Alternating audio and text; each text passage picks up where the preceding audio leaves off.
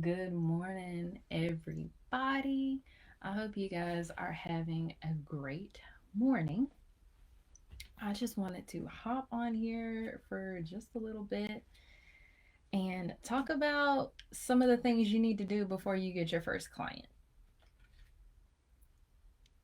It's kind of hard to tell people how to get their businesses online without first starting from the very beginning and saying, hey, look, like this is what you need to do.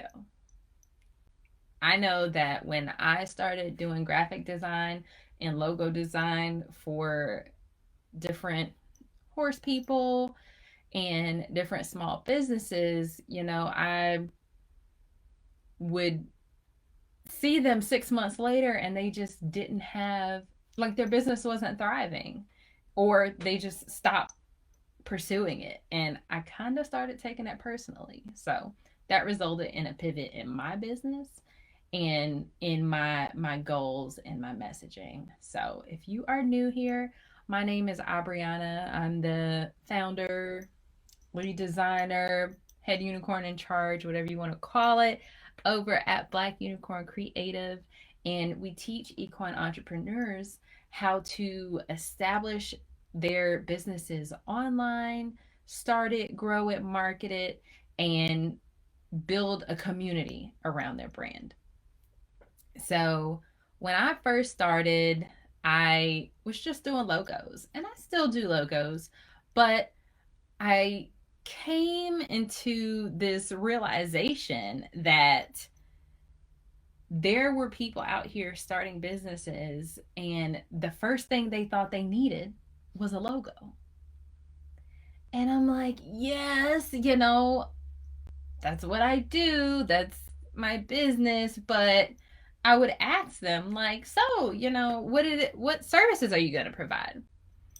I'm just going to do riding lessons.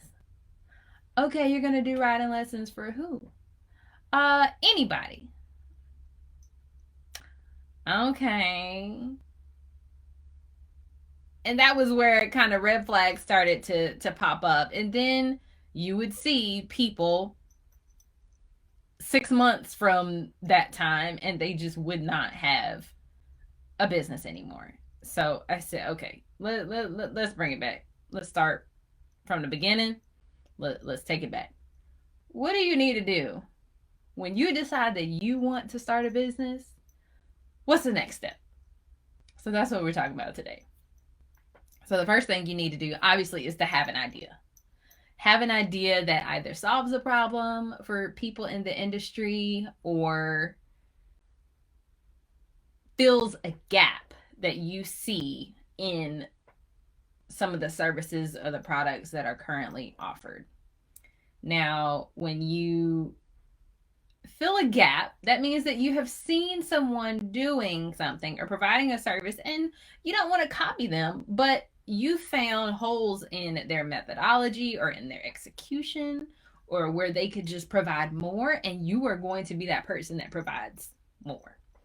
If you solve a problem in the industry, then you have a very specific person who has that problem.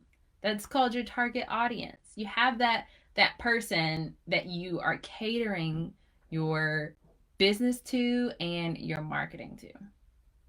Now, once you have this idea, you need to come up with a good name. Naming is like one of the hardest parts. But some ideas for coming up with a good name for your business are, including like geographic indicators. Like, I'm from Chapel Hill, so for example, Chapel Hill Stables or Chapel Hill Equine Dentistry, something like that. Granted, that's boring, and nobody really wants boring, but if someone goes to Google equine dentist near me, Chapel Hill Equine Dentistry would come up. You can use like a made up word like Google. Google wasn't a word before they started their business, but now it's in the freaking dictionary. Not saying that you're going to be the next Google or to put that much stress on you, but it's a possibility. You can come up with a word that rolls off the tongue or that's easily usable if you like. Next, you can choose something that's like indicative of the services that you are going to provide. For example, if you are a farrier, you could use like Hoofbeats Farriery or something like that. If you do like equine massage, you can use like a play on words like all you need and use the word KNEAD, like need muscle. You know, you can do anything. So those are just some ideas on how to get your business name. Next, you have an idea and you've chosen a business name. Oh, and if you need help like choosing a name, you can reach out to people around you. Ask people who might be your clients and say, "What do you think about this? What do you think about that? How would you feel if you had to call this business to get help with your horses?" So, it's always good to ask people that could potentially be purchasing from you. Next, you got your idea, you got your business name. You need to make sure someone else doesn't have it. This is crucial. This is crucial. If you miss this part, you may end up having to change your business name in the future. And that's gonna suck. You got your stuff printed out, you got your website done, you got people knowing who you are, and then you receive a letter in the mail saying, "Hey, that's my business name, you can't use it." Nobody wants those problems. Nobody at all. So some of the ways that you can figure out if someone has this business name or not is to one, Google it. That's the easiest. Second, you can go to your state's Secretary of State website and see if you can find the business name there. Third, and the most advanced and the most recommended, is going to the USPTO.gov website. That is the U.S. Patent and Trademark Office website. You can do a quick search. That's more of a federal level of a business name. If you want to go more advanced than that, you can hire a trademark attorney to do the search for you, to make 1,000% sure that you're not going to come up with any problems in the future. Now, it doesn't mean they have to file a trademark for you right then, but that's something to keep in the back of your mind to make sure you at least inquire about if you've got something that's going to be a really big business in the future. Next, so you got your idea, you got your name for your business, you search to make sure that no one else has used it. Next, you need to secure your social media handles. Now, I don't know a business in 2021 that is absolutely not on social media. There are whole businesses that they solely operate off social media. So you need to go on Facebook. That's one of the biggest ones. Instagram, potentially Twitter if you feel like your audience will be there, and see if your business name is being used. Now, this will help you even if you didn't find anyone during your search. This will kind of give you some insight as well as to if someone is using that business name somewhere in the country. They may not have it registered, they may not have it trademarked, but you will at least get some insight on whether or not you're going to run into some problems in the future. If you are able to secure your social media handles with all lowercase and no punctuation, that is ideal. That is ideal.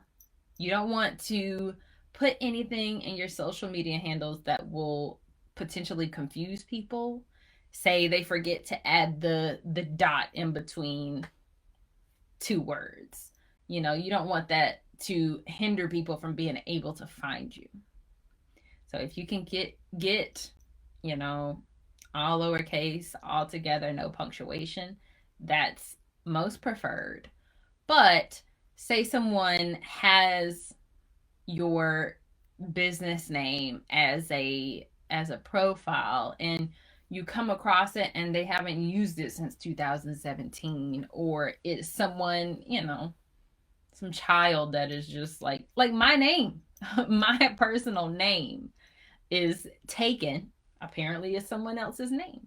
So I had to come up with a different rendition of who I am, um, to make my own social media handles. So it's not to say that there is another business operating under my name, but it's taken because it's someone else's name. So in that case, then you can start introducing some punctuation or some abbreviations, or different alterations of your idea, your business name. Next, you need to buy a domain. Every time anyone comes to me with an idea, just simply an idea, not even maybe like a business, but just an idea, I tell them to buy a domain. What is a domain? A domain is the URL address that you use when you type in a website. So, for example, my domain is blackunicorncreative.com. But I also own aubrianajohnson.com. And that is going to direct you to my business page because I have them connected. But just in case someone searches for me, or they're like, oh, I heard of this girl, let me just see if she's got her name.com. I do. I do. I have some other domains, but every time I have an idea, I buy a domain. So when you have your business idea and you've secured your social media handles, make sure the domain is available. You can do that by just searching whatever it is your idea is. Let's say hoofbeatsfarriery.com. And if someone is using it, that's another indicator that you may have a problem in the future. If it's available, then you can purchase it. Now, I have my domains hosted through Bluehost, but you can use any domain purchasing site like Google Domains, SiteGround. I don't personally recommend GoDaddy. I feel like they're expensive and they don't have the best customer service. But you can purchase them literally anywhere. Just make sure you look at reviews and look at pricing. The prices for domains can range. Sometimes they're on sale, but it really should be no more than $20 for a domain that is just completely free to use. Now, some people do this shady thing called domain stalking, and they purchase domains for common phrases and things that someone might want, and then they sell it for a stupid amount of money. That's how some people make their money. But I like to think God don't like ugly.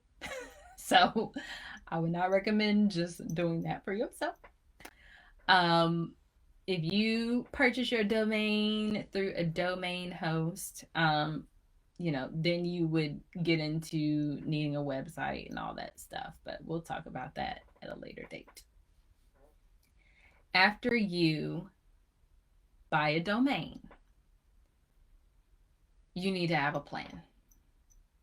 You need to have a business plan to build on this idea that you have. You need to have contact whoever you need to contact to make sure this business is a success. And you can go get started. You can start doing the fun things. You can start doing the planning and the goal setting and the marketing and the getting clients and all this stuff. Then you can start doing that. So Those are the top 6 things that you need to do when or before you even get your first client, when you are wanting to start an equine business or any business in general, honestly. I'll do quick recap. Sweep the aisle. First, you need to have an idea. Second, you need to come up with a good name. Then you need to search for previous or current usages of that name. Then you secure your social media handles, buy a domain so that you can build a website in the future, and then get started on your business plan. Let me know if you have any questions about that, and I will see you guys next time.